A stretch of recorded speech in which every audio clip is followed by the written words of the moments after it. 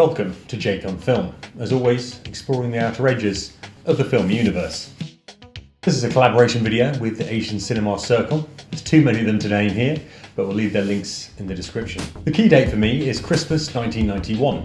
I was 8 years old, living in a moderate semi-detached house in southwest London with my two brothers, parents and a cat called Nermal. I was already a big film fan. I watched the Back to the Future trilogy, Batman 89 was a favourite, and my brother had seen a few Bruce Lee films. The first film I watched was Project A on VHS, and obviously I was blown away, never seen anything like it. And Channel 4 was showing a series of Kung Fu movies late at night.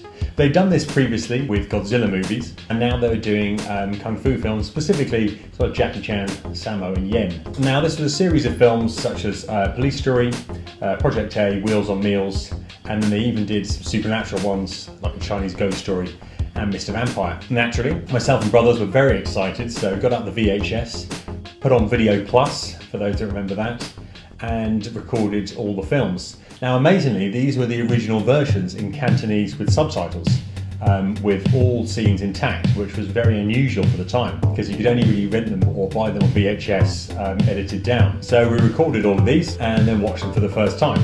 Of course, blown away, especially with things like Police Story. The action was just, hadn't seen anything like it. I watched a couple of Jean-Claude Van Damme movies, a couple of Chuck Norris ones, and this was just a different level, multiple techniques rather than one kick. There was just the stunts were real, bone crunching, and there was all the outtakes showing that they'd done it for real, and just that use of acrobatics mixed with the kung fu and sort of kickboxing style. Absolutely hooked. What else can we get? Now, unfortunately, the VHS at the time, again, as I mentioned, were all the dubbed versions. I noticed that Police Story had scenes cut out of it at that time, such as when he's at the police station answering multiple phones and eating rubbers by mistake from pencils. That wasn't a massive loss, but there was a lot of bits cut out of the film to do with him becoming a celebrity, which I thought was, quite integral to the film, so that was unfortunate. One thing you could get at that time was Eastern Heroes magazine. Eastern Heroes was on Shaftesbury Avenue, which had a lot of VHS, and you could at least sort of stay up to date a little bit with Hong Kong cinema. Pre-internet was very difficult to find out. I became a member of the Jackie Chan fan club, and also got his autobiography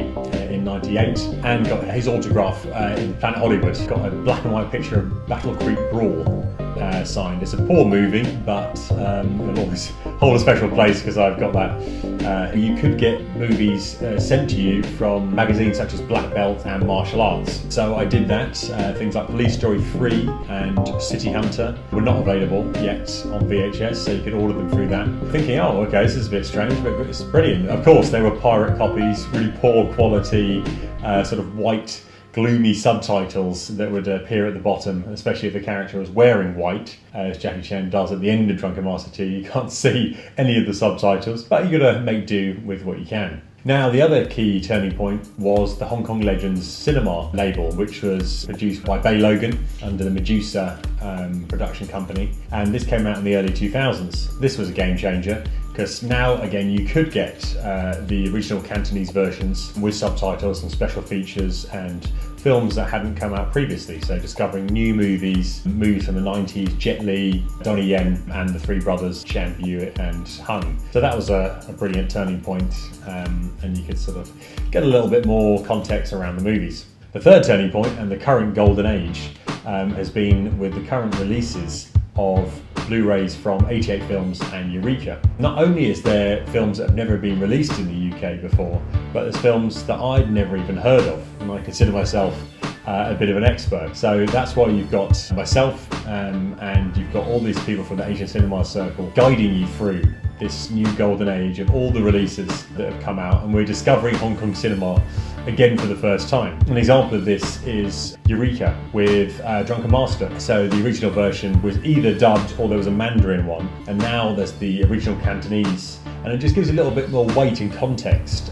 Characters have proper names, the dialogue actually makes a bit more sense, and there's even drunken poetry recited, and it just lends more to the film. Another example is with the release of Project A Part 2. A lot of the political context had been removed, where there's these sort of Chinese nationalists, one of them played by Maggie Cheung, and Jackie Chan's character doesn't want to get involved, which was indicative of Chan not really having political movies at the time. And it just makes it much more interesting, rather than just, yeah, we want to see the action, but we want to see a great film as well. So this truly is a third golden age. There are over 30 years of getting to know Hong Kong cinema, and there's still so much left to learn. You, the dear viewer, are the lucky ones, because myself and the Asian Cinema Circle are guiding you through this new period. So until next time, keep watching.